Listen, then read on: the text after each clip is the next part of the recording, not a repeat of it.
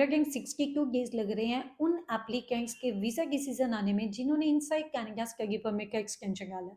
काफ़ी डिसअपॉइंटिंग है क्योंकि बहुत ज़्यादा वेट करना पड़ रहा है। तो गाइज, अगर सितंबर इनटेक के लिए अप्लाई करना आप ऑलरेडी इनसाइड कनाडा है तो आपका एप्लीकेशन फेब या मार्च में पहुंच जाना चाहिए आईसीसी के पास, अदरवाइज इनटेक स्किप हो सकता है। बात यहीं तक टाइम की खत्म नहीं होती, इससे पहले आपको डीएलआई में अप्लाई करना है, एलओए लेना है। तो बाकी भी कुछ डॉक्यूमेंट्स आपको कलेक्ट करने हैं अपने, जिसको आपने अपनी वीज़ा एप्लीकेशन में लगाना है। तो उसके लिए भी आपको 1 से 2 महीने का टाइम चाहिए। तो अगर आप सितंबर इनटेक को टारगेट कर रहे हैं तो ऑन एन एवरेज आपका एप्लीकेशन जनवरी में, मतलब आपको तैयारी करनी है जनवरी में अप्लाई करने की। तो इस चीज़ के लिए काफ़ी डिसअपॉइंटमेंट है, काफ़ी नेगेटिविटी है, वेटिंग टाइम काफ़ी लोगों को टेंशन दे रहा है।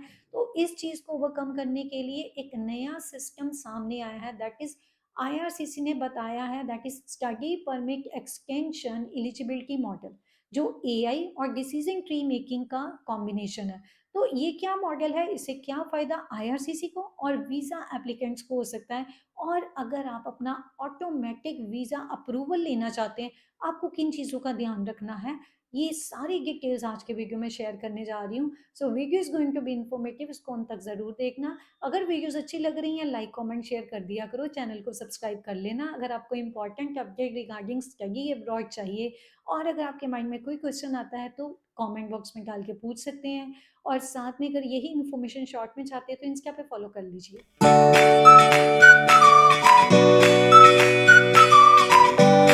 Meenakshi from venturing career consultant. शुरुआत करते हैं आईआरसीसी के study permit extension eligibility model के बारे में।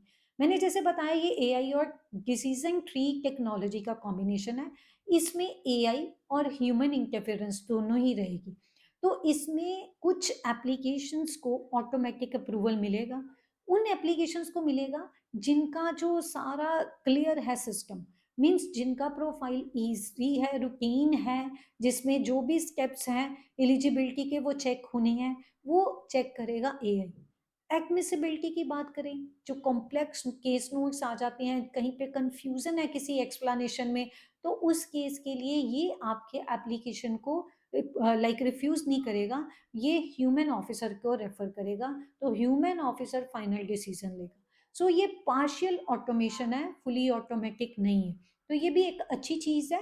आप लोग अगर इनसे कनाडा पढ़ने का प्लान कर रहे हैं, आगे अपनी स्टडी को एक्सटेंड करवाना चाहते हैं, तो आपके लिए तो राहत की सांस है, क्योंकि ये उन लोगों के लिए नहीं है जिन्होंने ओवरसीज से अप्लाई किया। जैसे हम इंडिया से हैं, अगर इंडिया से किसी स्टूडेंट ने अप्लाई किया है तो उसके लिए ये नहीं है, ये सिर्फ उन लोगों के लिए जो इनसाइड कनाडा है। अब इसका फायदा ये है कि सबसे पहले आईआरसीसी का बैकलॉग कम होएगा, जो उनके ऑफिसर्स हैं उनके पास और ज़्यादा टाइम होएगा, क्योंकि ये स्टाफ तो कम कर रहे हैं ना। पहले भी काफ़ी देर से न्यूज़ आ रही है कि आईआरसीसी अपने नंबर ऑफ जो उसके वर्कर्स हैं उनको कम कर रही है।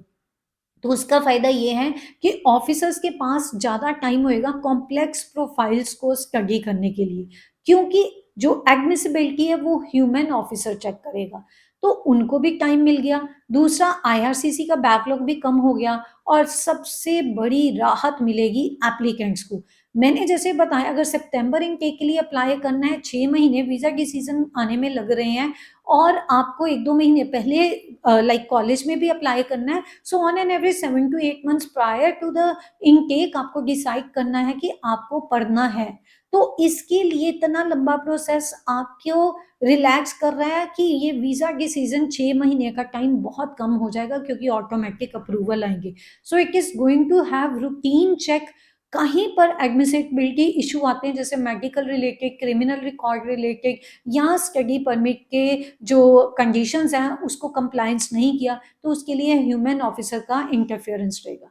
सो अब आपको क्या करना है, सबसे पहले अपनी एप्लीकेशन कंप्लीट रखिए, क्योंकि ये डिसीजन ट्री टेक्नोलॉजी को फॉलो कर रहा है, सारे स्टेप्स इसने चेक करने हैं येस नो में। तो डेफिनेटली आपको अपनी एप्लीकेशन कंप्लीट रखनी है, उसको क्लियर रखना है, मीन्स उसमें कोई भी कंफ्यूजन या वेगनेस नहीं होनी चाहिए। तीसरा है, आपकी एप्लीकेशन अप टू डेट हो, चाहे आप अपना पासपोर्ट साथ में भेज रहे हैं, कुछ भी फाइनेंस रिलेटेड डॉक्यूमेंट लगा रहे हैं, या आप अपने डीएलआई से एलओए लेके लगा रहे हैं, आपका इनटेक वहाँ पर प्रॉपर होना चाहिए। वो ना कि इनटेक निकल गया हो तो डेफर करा के अपडेट ना किया हो, कुछ भी ऐसी चीज़ें अवॉइड कीजिए और जल्दी से अप्रूवल ले लीजिए। This is good news after a long time. इतनी नेगेटिव न्यूज़ के बाद अब कनाडा पॉजिटिव न्यूज़ भी दे रहा है। So guys, this is an important update. अब आपसे मेरा सवाल ये है, आपको क्या लगता है कि इमिग्रेशन में एआई का रोल क्या है? क्या एआई एंटर करना चाहिए? वीज़ा डिसीजन में ऑटोमेटिक अप्रूवल्स आने चाहिए? क्या ये सेफ है या रिस्की है? जो भी आपका ओपिनियन है ज़रूर शेयर करना। धन्यवाद वीडियो को अंत तक देखा। ऐसी इंपॉर्टेंट अपडेट्स के लिए चैनल को सब्सक्राइब करके जाना। मैं अगला वीडियो किसी और इंपॉर्टेंट अपडेट के ऊपर लेके आऊंगी। तब तक के लिए stay informed and stay vigilant. Meenakshi signing off.